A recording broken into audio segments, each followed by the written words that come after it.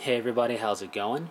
This video is another hobby tool, resource, supply, whatever type of video, and this is on the Paint Station Plus from Games Workshop. The Paint Station Plus comes, as you see here, in terms of the paint station, the 2 water pots, the palette, 2 palettes, and the cutting mat. That's what it comes with. I have my paints and brushes up here just to show you what it looks like fully loaded. But it came with 2 water pots, 2 palettes, and a cutting mat, and the paint station itself. It runs 55 bucks. The regular paint station runs 40, but it only comes with 1 water pot in the paint station, to my knowledge. I don't know 100%, but what I've seen picture-wise online, that's what it looks like. So, with that being said, the Paint Station Plus is a bargain because another water pot and the Citadel cutting mat together are 15 bucks pretty much. So you're pretty much getting these 2 things for free if you look at it that way. Now, with that being said, 55 bucks may sound kind of high. I've done my research, not extensively, but for like 5 minutes of searching for paint stations, and not a lot that would be viable for the hobby came up, but the ones that did ranged in price from really cheap and not worth it to $100+. So at 55, it's kind of in the middle, and I would say probably one of the better bargains out there. So let's look at the facts, if you will. It has spots for 17 pots of paint. It has the ability to hold 10 paint brushes, and you can hold 2 of the big guys if you need big guys. It came with the palette, like I said, the 2 palettes, like I said, the 2 water pots, and the cutting mat. The cutting mat's work surface, which is where you're pretty much going to do your painting, can hold 2 rhinos in it, or 1 Land Raider. The Land Raider is pretty much the biggest thing you could probably hold in it, as well as, things of that nature for other games around that size, like a defiler or a soul grinder could probably fit in here, but that would be pretty much it in terms of painting and being able to comfortably paint with it there. A lot of infantry, you can hold a lot of infantry, and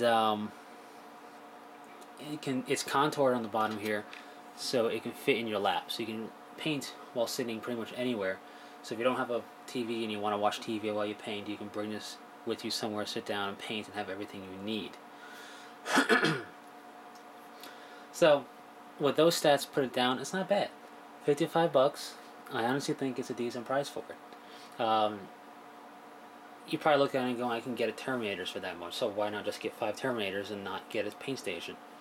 That's one way of looking at it, but for wargaming, I look at it this way. Wargaming is a dual-purpose hobby. It's got 2 aspects to it. The actual playing the game side, and collecting the models and getting the army ready to play with for the game. And you gotta invest in both. We all have our different army transport type of cases, and our armies, and things like that, and little tools and whatnot to help playing the game that way. And I think we kind of skimp a little bit on the hobby aspect of the hobby, making the stuff. And maybe you don't want this paint station, but at least the idea of having some type of painting area like this, or some type of caddy for stuff, should go into your mind. So whether or not it's this doesn't really affect me in any way, but I'm letting you know that this is a pretty good deal in my opinion. I've used it a bit. I like it. I think it works well. I honestly didn't think it would be something like that. When I was ordering it, I thought it was going to be smaller and wimpier, and I didn't think I would be able to get good use out of it, but I will be able to get good use out of this thing. 6 years or so ago, Games Workshop's paint station was this little balsa wood contraption you had to put together. So this plastic piece and everything, I think, is a much bigger improvement. So with that being said, the 2 water pots are nice. You can have water in both, obviously, one for rinsing off brushes with non-metallic paint, the other one for metallic paint. I only had one kind of water jug for that before, so now I can actually paint like a real painter, so to speak, and have it separated. In order to wipe off your paint brushes, you're going to need a paper towel or something like that, and There's no real place to put it. Not a big deal, but just something to keep in mind. The palettes themselves are nice. I like to see more of a defined kind of recessed area for the paint, but you can definitely mix in here without worrying about splashing over, unless you mix a lot of paint, in which case you probably wouldn't be mixing on a palette. It's double-sided. If you notice, it's angled, because this has got kind of an angle to it. If these get real dirty and you don't want to clean them right away, you can take both out, flip them over. It won't fit here properly, but this will fit here properly, and this will fit here. So basically, it's almost like having 4 palettes. Let's see, what else can I say about this thing? Aside that I was pleasantly surprised. Its square inch footprint is bigger than my standard painting area, which would have been the size of this unfolded paper towel. But that's not counting where the paints were, where the brushes were, where my water jug was. So having it all together confined in here is neat, organized, and it winds up saving me a bit of space. So, all things considered, I would say it's an improvement over me not having it. And I am surprised that I'm actually going to get practical use out of it. I just wasn't expecting to, because when you see it on the website, the picture makes it look a little bit small, and it's plasticky, you can tell in the picture, and when I see plastic, I think, uh-oh, it's not going to be that durable. But it definitely seems durable. Everything is removable, so you can clean it pretty easily. Having the cutting mat here, on a practical standpoint, is nice. You can do your conversions, you can go right into painting. It's removable as well, so if you got a lot of filing done, a lot of dust type of plastic dust or pewter dust on here, you can wipe it off, clean it, bring it back, which is nice. And it's not just the Citadel cutting mat, but all cutting mats are nice. They have these grid functions to help you line up things, and lines and things to do with that. Plus, all cutting mats that have this grid, which is pretty much all of them, makes it a lot easier to see primed models or bits of models that you have that are unattached of the main model. And what I mean is, I used to work on top of paper towel, which had its ups and its downs. And when the paper towel got dirty, with paint on it, some of the bits blended in with the paint, especially if it was just a base coated bit near the black paint. I never lost a bit, but it took me like a moment to find it again sometimes, especially if I got up and walked away. You're not going to have that problem on this or any other cutting mat. Just a random side note. But in the end, I say this is something definitely worth checking out. If you were looking at it going, I don't know, I would say give it a shot. I think you'll like it. Some people look at it and go, I don't know, it seems like a waste. And to be honest, I thought the same thing, but in the interest of putting info out there for you, the viewers and subscribers, I went ahead and picked it up along with other tools and whatnot. And I have to say, I'm liking it. If you're looking to buy a hobbyist some type of gift for the holiday season coming up, check this out. Especially if you don't know what they're playing, if you know they play Blood Angels, or if you know they play Bretonnians, or if you know they do something, whatever it is, some War of the Ring, I don't know what they call it, the different factions or whatnot in that game specifically, but if you know they play a hobby like that, but you don't know what they need for that hobby,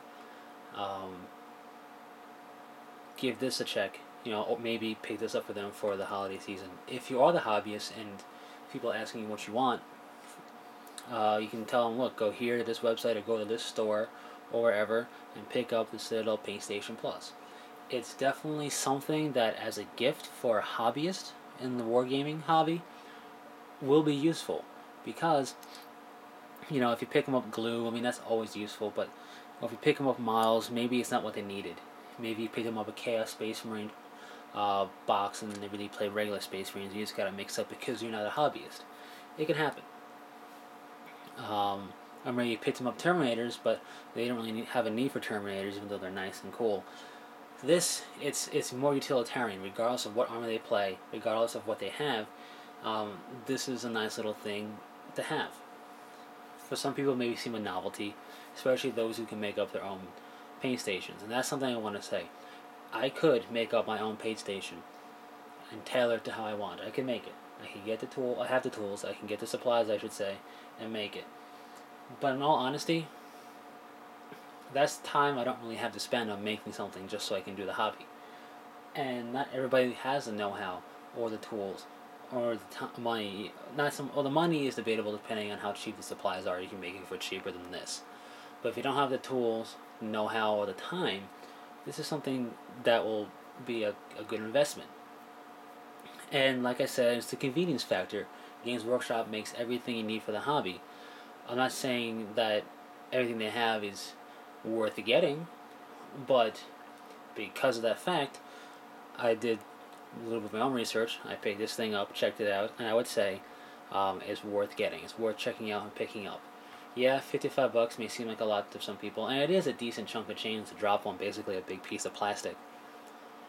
But it's an investment to the hobby side of this hobby basically, and an investment I think that you won't regret personally.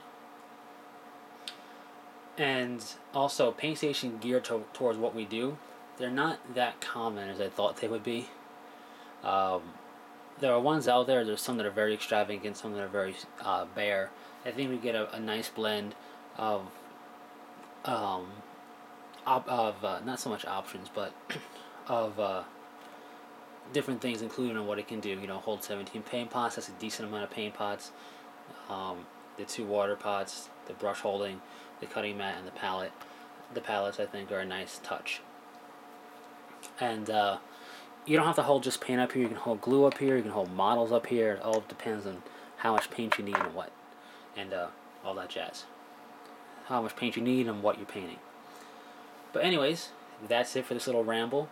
In short, I'm impressed with this product. I didn't think I would be, and I would recommend people who are thinking about it to pick it up. So that's it. More to come in other videos and other type of videos as well. So until next time, take it easy.